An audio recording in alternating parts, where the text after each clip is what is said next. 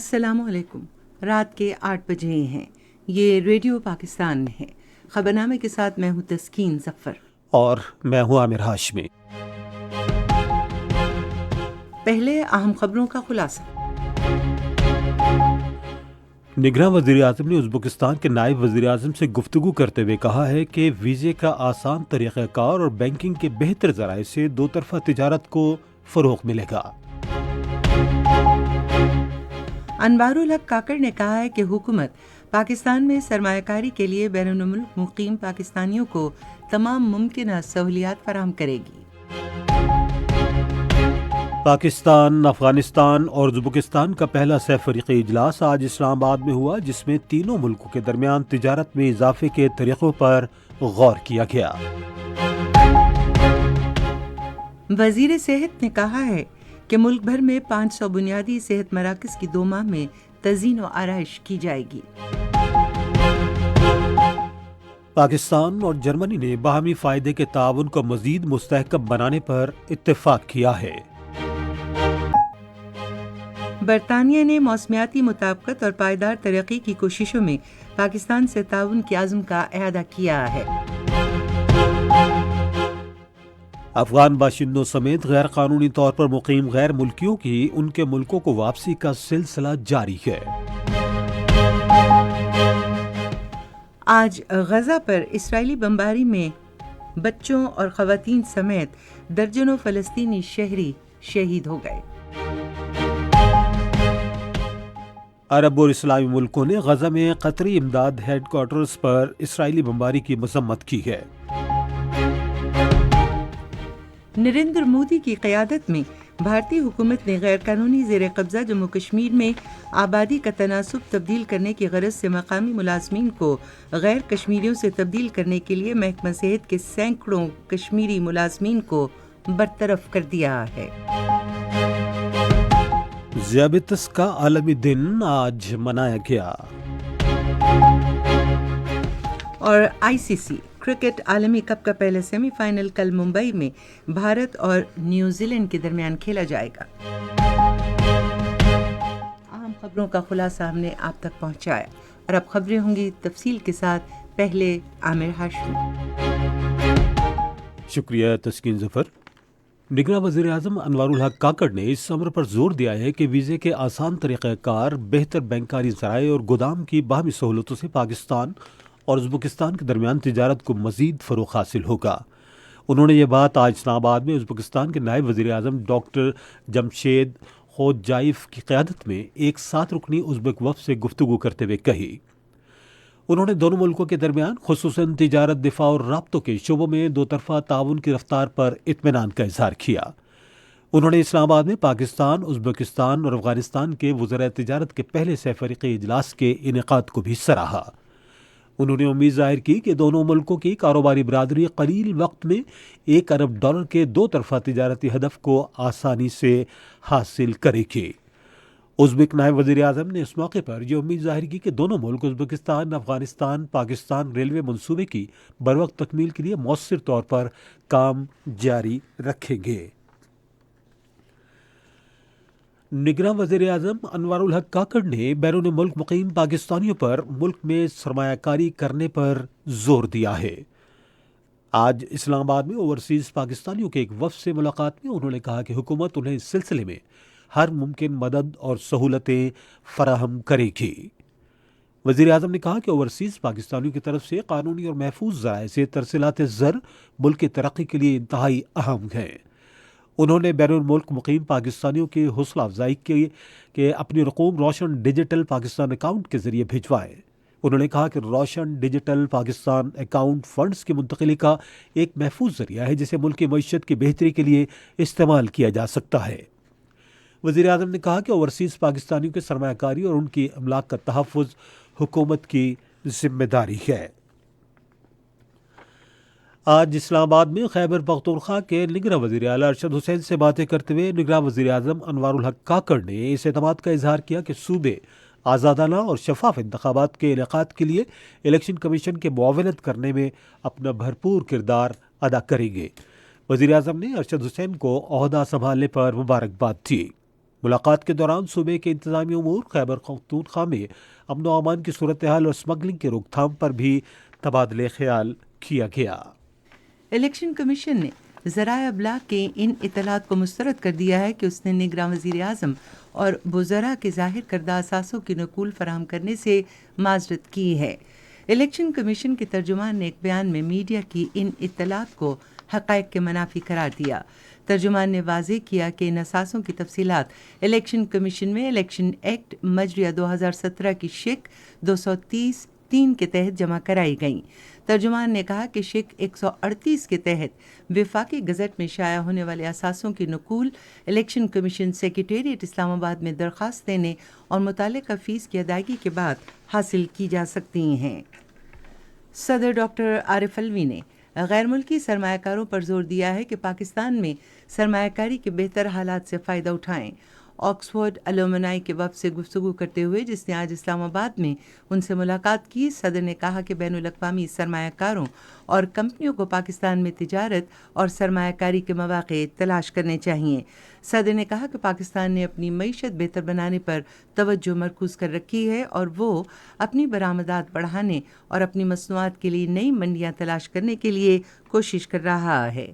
صدر نے وفد کو بتایا کہ پاکستان نے خصوصی سرمایہ کار سہولت کونسل قائم کی ہے تاکہ پاکستان میں غیر ملکی سرمایہ کاری کی سہولت دی جائے اور اس کی حوصلہ افزائی ہو اور سرمایہ کاروں کو تمام سہولتیں ایک ہی جگہ پر دستیاب ہوں۔ صدر ڈاکٹر عارف الوی نے آج اسلام آباد میں چل فاؤنڈیشن کے وفد سے ملاقات میں کہا کہ جسمانی طور پر معذور افراد کو سماجی اور معاشی دھارے میں شامل کرنا ملک کی ترقی کے لیے ناگزیر ہے۔ انہوں نے کہا کہ جسمانی طور پر معذور افراد کی ضروریات معاون ٹیکنالوجی اور مصنوعی اعضاء فراہم کر کے پوری کی جا سکتی ہیں۔ صدر نے جسمانی طور پر معذور افراد کی سہولت کے لیے معیاری اور سستی معاون ٹیکنالوجی اور مصنوعی اعضاء کی مقامی سطح پر تیاری کو یقینی بنانے کے لیے اقدامات پر زور دیا۔ انہوں نے جسمانی طور پر معذور افراد کو ملک کا کارآمد شہری بنانے کے لیے عملی اور پالیسی سطح کے اقدامات پر زور دیا۔ پاکستان، افغانستان اور ازبکستان کا پہلا سرفریقی اجلاس آج اسلام آباد میں ہوا، جس کا مقصد اقتصادی تعلقات، علاقائی تعاون اور باہمی رابطوں کو مستحکم کرنا ہے۔ پاکستان اور افغانستان کے وزیر تجارت اور ازبکستان کے نائب وزیر اعظم نے مشترکہ طور پر اجلاس کی صدارت کی۔ اجلاس میں تینوں ملکوں کے درمیان تجارتی تعلقات کو فروغ دینے پر توجہ مرکوز رہی۔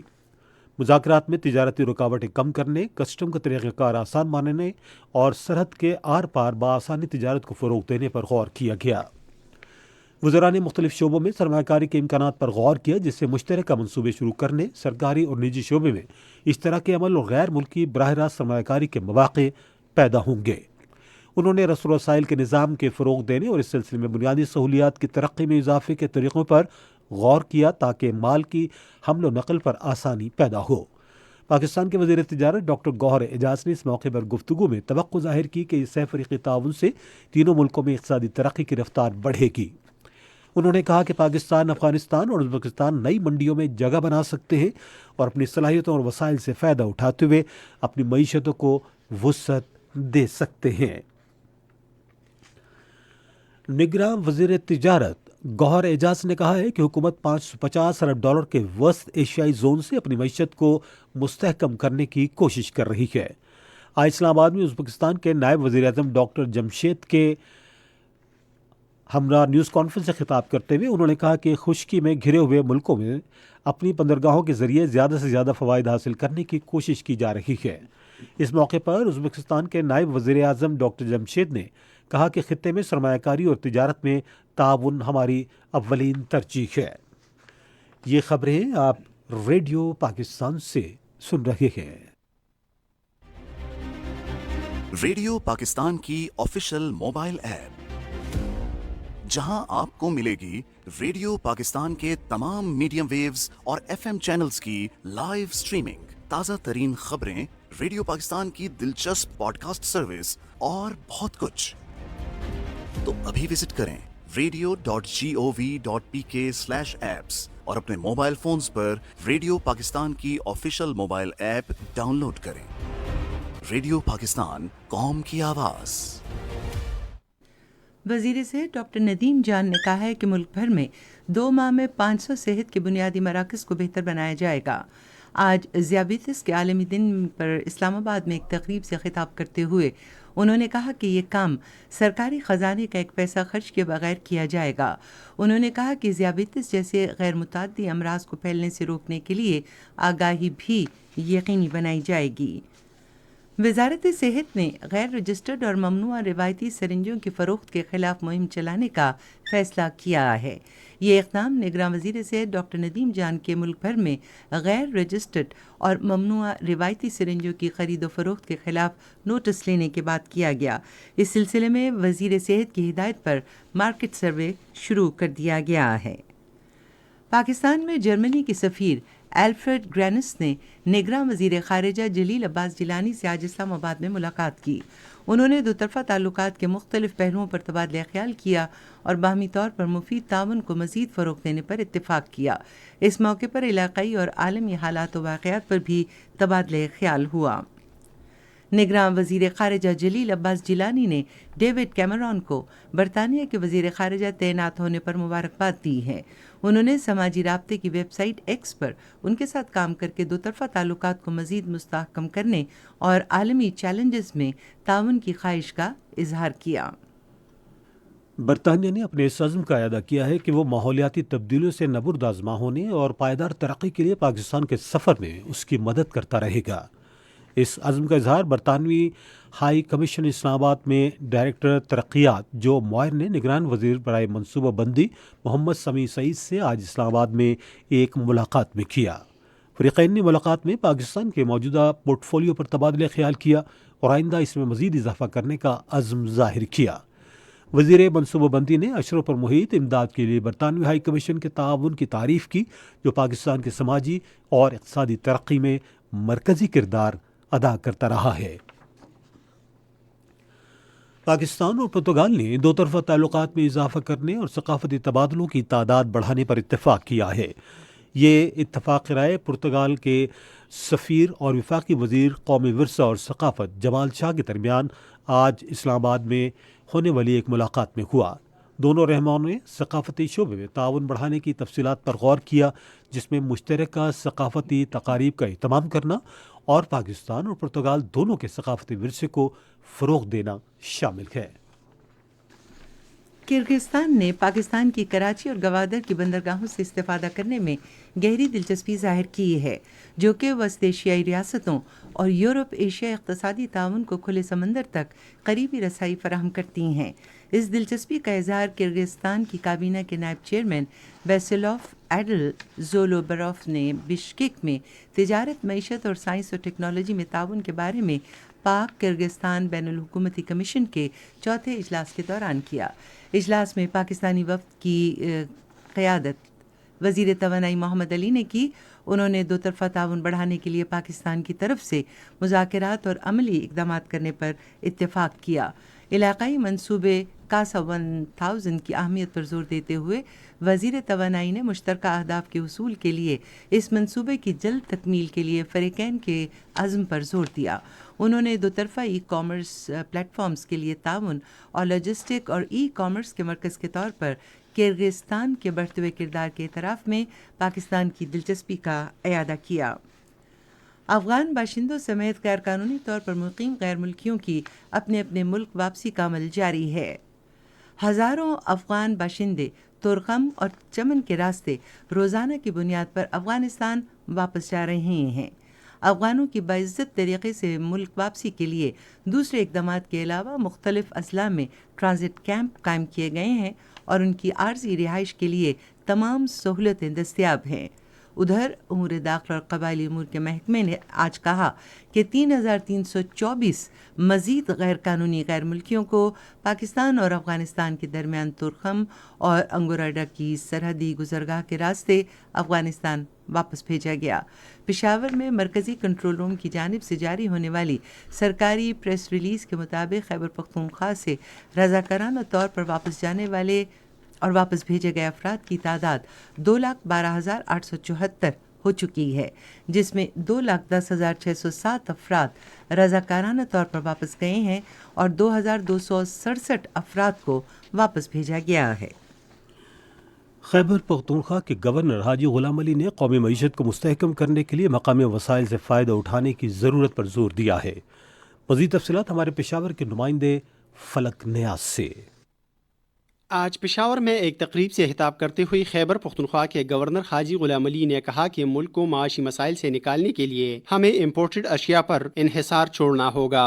انہوں نے کہا کہ ملک کی معیشت مستحکم کرنے کے لیے اپنے وسائل پر توجہ دینا ہوگی۔ حاجی غلام علی نے مزید بتایا کہ حکومت صنعت و تجارت کی ترقی کے لیے تمام مشکلات کا خاتمہ یقینی بنائیں گی۔ انہوں نے کہا کہ پشاور سمیت پوری خیبر پختونخوا کی ترقی و خوشحالی کے لیے اقدامات اٹھائے جائیں گے۔ کاروباری طبقے کے حوالے سے انہوں نے کہا کہ کاروباری طبقہ روزگار فراہم کر رہا ہے، ان کے لیے آسانیاں ضرور پیدا ہونی چاہیے۔ اس موقع پر صوبے کی بزنس کمیونٹی، صوبے کے چیمبرز اور اہلیان پشاور کی جانب سے خیبر پختونخوا کے گورنر حاجی غلام علی کے خدمات کے اعتراف میں تاجپوشی کی گئی۔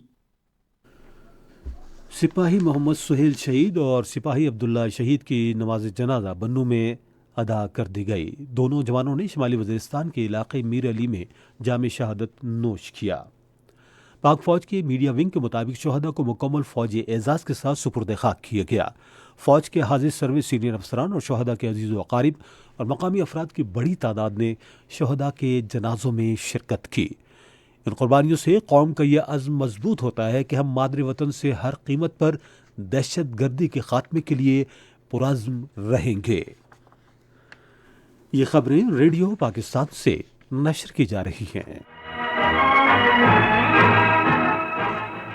غزہ میں آج اسرائیل کی وحشیانہ بمباری سے بچوں، خواتین سمیت درجنوں فلسطینی شہید اور متعدد زخمی ہو گئے۔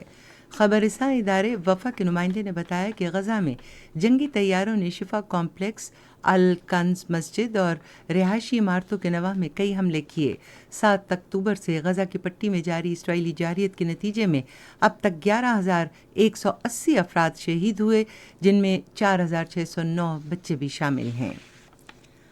عرب سمیت اسلامی ممالک اور تنظیموں نے غزہ کی تعمیر نو کے لیے قطر کمیٹی کے ہیڈ کوارٹرز پر اسرائیلی بمباری پر شدید تنقید کی ہے۔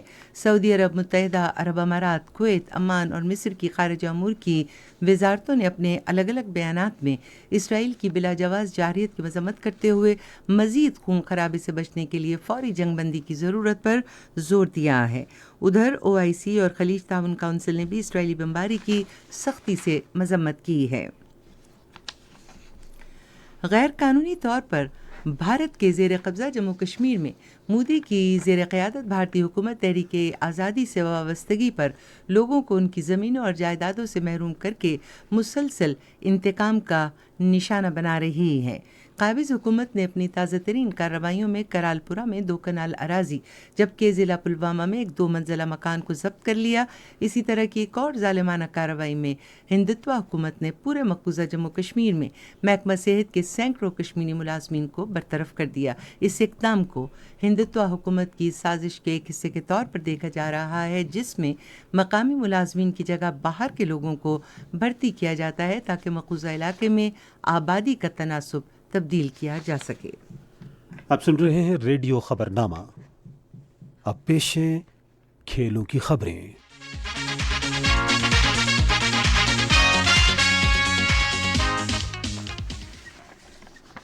کھیلوں کی خبروں میں سب سے پہلے ICC کرکٹ عالمی کپ۔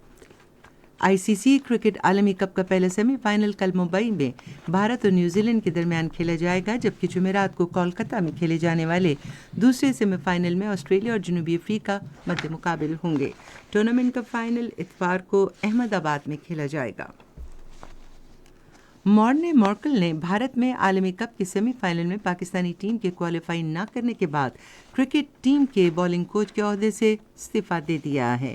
جنوبی افریقہ کے سابق فاسٹ بالر اس سال جون میں 6 ماہ کے کانٹریکٹ پر پاکستان ٹیم میں شامل ہوئے تھے۔ ان کی موجودگی میں پاکستانی ٹیم نے سری لنکا کے خلاف 1 ٹیسٹ سیریز اور افغانستان کے خلاف 1 روزہ انٹرنیشنل سیریز جیتی۔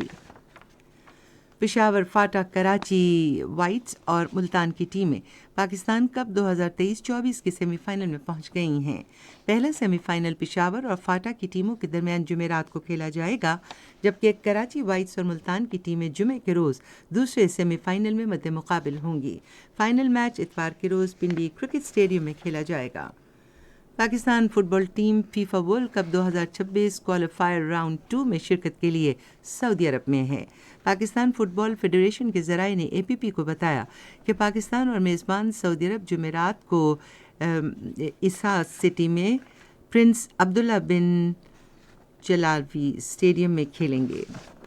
پاکستان کے سنوکر کے کھلاڑی محمد نسیم اختر اور احسن رمضان نے دوحہ قطر میں IBSF 6 ریڈ سنوکر چیمپئن شپ 2023 کے آخری 28ویں مرحلے کے لیے کوالیفائی کر لیا ہے۔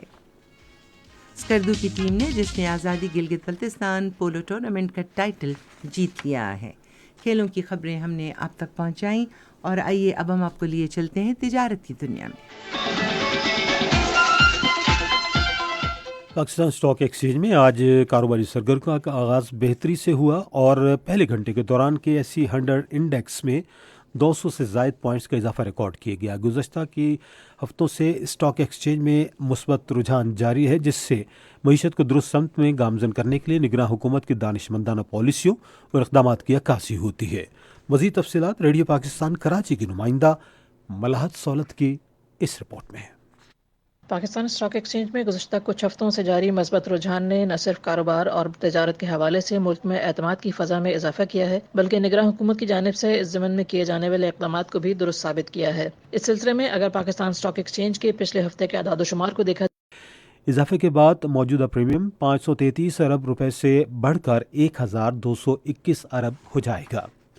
نیشنل بینک کے اعلان کے مطابق روپے اور دیگر غیر ملکی کرنسیوں کے درمیان شرح تبادلہ یہ رہی: امریکی ڈالر قیمت خرید 287 روپے 37 پیسے اور قیمت فروخت 287 روپے 87 پیسے، پاؤنڈ اسٹرلنگ 353 روپے 30 پیسے اور 353 روپے 95 پیسے، یورو 307 روپے 61 پیسے اور 308 روپے 21 پیسے، اور سعودی ریال قیمت خرید 76 روپے 60 پیسے اور قیمت فروخت 76 روپے 75 پیسے۔ اور آج کراچی میں 10 گرام سونے کی قیمت 1,82,959 روپے رہی۔ اور اب ہم چلتے ہیں فن کی دنیا میں۔ پاکستان کی فلمی صنعت کے معروف اداکار اقبال حسن کی آج 39ویں برسی منائی گئی۔ تفصیل ریڈیو پاکستان اسلام آباد کے نمائندے شہزاد قوری سے۔ اقبال حسن نے اپنے پیشہ ورانہ کیریئر کا آغاز 1965 میں بطور ایکسٹرا اداکار فلم پنجاب دا شیر سے کیا۔ بندوق سٹ دے دشمنا، اکھ دی چمک تے ہاتھ وچ بندوق ویکھ کے شک ہویا سی، تو ہی میرے بھراواں دا قاتل ہے۔ اپنے 20 سالہ کیریئر میں اقبال حسن نے 300 سے زائد فلموں میں اداکاری کی، جن میں یہ امن، بھولا ساجن، ہتکڑی، خانزادہ، نشان، دارا بلوچ اور طوفان بھی شامل ہیں۔ ہن تے ساریاں راواں مک گئیاں نے، صرف آسماناں والے جان دے رستے شروع ہون لگے۔ اقبال حسن نے 50 سے زائد فلموں میں بطور سولو ہیرو اداکاری کی۔ بطور پروڈیوسر اردو فلم بدلے کی دنیا ساتھی بھی بنائی، جس میں اقبال حسن نے اداکار محمد علی اور زیبا کے ساتھ پرفارم کیا۔ 1984 میں پنجابی فلم جورا کی شوٹنگ سے واپسی پر ایک کار حادثے میں اقبال حسن اس دنیا سے کوچ کر گئے۔ اقبال حسن کو ان کے منفرد انداز اداکاری کی وجہ سے ہمیشہ یاد رکھا جائے گا۔ شہزاد قوری کی رپورٹ آپ نے سنی۔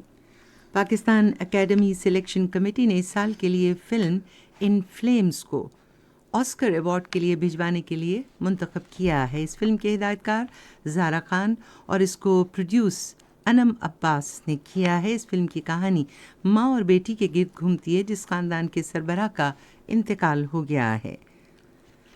یہ فلم آسکر ایوارڈ کے لیے بھجوانے کے لیے منتخب کر لی گئی ہے۔ یہ تھی کچھ فن کی دنیا سے خبریں، اور اب ایک اور دنیا ہے جو ہے سائنس کی دنیا، اور اس میں آج کیا ہے یہ بتائیں گے آپ کو عامر ہاشمی۔ شکریہ تسکین ظفر۔ ذیابیطس کا عالمی دن آج منایا گیا۔ اس دن کے حوالے سے ریڈیو پاکستان کے نمائندے قاسم بخاری کی مختصر رپورٹ۔ ذیابیطس کے عالمی دن کے سلسلے میں منعقدہ تقریب سے خطاب کرتے ہوئے انہوں نے لوگوں پر زور دیا کہ وہ ذیابیطس سے بچاؤ کے لیے صحت مند طرز زندگی اپنائیں۔ انہوں نے کہا کہ ذیابیطس انسانی جسم میں اہم اعضاء کو متاثر کرتی ہے اور مختلف بیماریوں کا سبب بنتی ہے۔ انہوں نے اس بات پر زور دیا کہ باقاعدگی سے چیک اپ کروانے سے اس بیماری سے بچا جا سکتا ہے۔ اویئرنیس سب سے پہلے پھیلانے کی ضرورت ہے۔ حکمت کی بات ہے پرانی، prevention is better than cure, پرہیز علاج سے بہتر ہے۔ گورنر پنجاب نے تمام یونیورسٹیوں کے وائس چانسلرز کو ذیابیطس کے حوالے سے آگاہی سیشن منعقد کرانے کی ہدایت کی۔ انہوں نے کہا کہ پاکستان ان ممالک میں شامل ہے جو زیادہ خوردنی تیل استعمال کرتے ہیں۔ قبل ازیں گورنر پنجاب محمد بلیغ الرحمان اور نگران وزیر صحت پروفیسر ڈاکٹر جاوید اکرم نے ذیابیطس کے عالمی دن کے حوالے سے آگاہی واک کی قیادت کی۔ انہوں نے اسکریننگ کیمپ کا بھی دورہ کیا جہاں سے شہری مفت ٹیسٹ کروا سکتے ہیں۔ اور موسم کی صورتحال ہے، ماہر موسمیات ہیں غلام مرتضیٰ، ان کی آواز میں سنیے۔ موسم کی تازہ ترین صورتحال کے مطابق ملک کے بیشتر علاقوں میں موسم خشک جبکہ بالائی علاقوں میں سرد ہے، اور آئندہ 24 گھنٹوں کے دوران بھی ملک کے بیشتر میدانی علاقوں میں موسم خشک جبکہ بالائی علاقوں میں سردی ہی رہے گا، تاہم پنجاب اور خیبر پختونخوا کے کچھ میدانی علاقوں میں صبح کے اوقات میں دھند پڑنے کا امکان۔ گزشتہ 24 گھنٹے کے دوران بھی ملک کے بیشتر علاقوں میں موسم خشک جبکہ شمالی علاقوں میں سرد رہا۔ آج ریکارڈ کیے گئے کم سے کم درجہ حرارت میں لہ میں -4، اسکردو میں -3 اور کلام میں -2 ڈگری سینٹی گریڈ ریکارڈ کیا گیا۔ اسی طرح ملک کے دوسرے شہروں کے کم سے کم درجہ حرارت میں اسلام آباد 9، مری 6، لاہور 13، کراچی 19، پشاور 11، کوئٹہ 3، مظفر آباد 9، گلگت 0، اسکردو -3، سری نگر 1، جموں 13، لہ -4، پلوامہ 1، اننت ناگ 0 اور شپیاں میں کم سے کم درجہ حرارت 1 ڈگری سینٹی گریڈ ریکارڈ کیا گیا۔ موسم کی رپورٹ آپ نے سنی، اور اس سے پہلے کہ ہم آپ سے اجازت چاہیں، آخر میں اہم خبروں کا خلاصہ ایک بار پھر۔ نگراں وزیر اعظم نے ازبکستان کے نائب وزیر اعظم سے گفتگو کرتے ہوئے کہا ہے کہ ویزے کا آسان طریقہ کار اور بینکنگ کے بہتر ذرائع سے دو طرفہ تجارت کو فروغ ملے گا۔ پاکستان، افغانستان اور ازبکستان کا پہلا سفریکی اجلاس آج اسلام آباد میں ہوا، جس میں تینوں ملکوں کے درمیان تجارت میں اضافے کے طریقوں پر غور کیا گیا۔ وزیر صحت نے کہا ہے کہ ملک بھر میں 500 بنیادی صحت مراکز کی 2 ماہ میں تزئین و آرائش کی جائے گی۔ افغان باشندوں سمیت غیر قانونی طور پر مقیم غیر ملکیوں کی ان کے ملکوں کو واپسی کا سلسلہ جاری ہے۔ آج غزہ پر اسرائیلی بمباری میں بچوں اور خواتین سمیت درجنوں فلسطینی شہری شہید ہو گئے۔ نریندر مودی کی قیادت میں بھارتی حکومت نے غیر قانونی زیر قبضہ جموں کشمیر میں آبادی کا تناسب تبدیل کرنے کی غرض سے مقامی ملازمین کو غیر کشمیریوں سے تبدیل کرنے کے لیے محکمہ صحت کے سینکڑوں کشمیری ملازمین کو برطرف کر دیا۔ نامہ آپ نے سنا۔ پینل انجینئر تھے سلیم اللہ، سپروائزر شعبہ اردو قیصر قریشی، مدیر ہوم ڈیسک وسیم احمد خان، مدیر فورن ڈیسک کنول شمیم، نیوز پروڈیوسر حماد کیانی، مدیر اعلیٰ عبدالباسط خان اور نگران اعلیٰ امان اللہ سپرا۔ یہ پیشکش تھی صوبہ خبر ریڈیو پاکستان کی۔ مزید خبروں اور تجزیوں کے لیے آئیے ہماری ویب سائٹ پر radio.gov.pk اور آپ ریڈیو پاکستان کے آفیشیل فیس بک پیج ریڈیو پاکستان نیوز پر خبرنامے کی براہ راست ویڈیو اسٹریمنگ بھی ملاحظہ کر سکتے ہیں۔ اس کے ساتھ ہی تسکین ظفر اور عامر ہاشمی کو اپنی پوری نیوز ٹیم کے ساتھ آج کا خبرنامہ ختم کرنے کے لیے اجازت دیجیے۔ اللہ حافظ۔